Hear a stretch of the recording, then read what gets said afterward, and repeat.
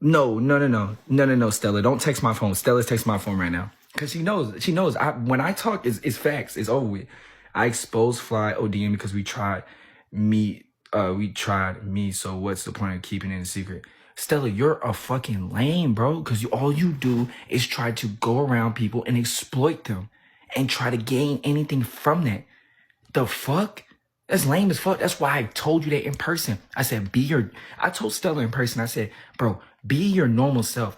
Be a regular person. Stop being a weirdo on the internet. I told you to be genuine. I told you this in person. You're not genuine. When you're around Anti, it has to be on the internet. It has to be on the internet. When you're around Fly, it has to be on the internet. It has to be on the internet. Everything, you made it into your show. When he was on stream with Jack Doherty, and he went through what he went through, you made it into your show. Oh yeah, I fought Pixie. Let me get on TikTok Live and tell everybody that I fought Pixie. You didn't fight Pixie. We seen the video. You didn't do shit. You didn't do nothing. You did nothing.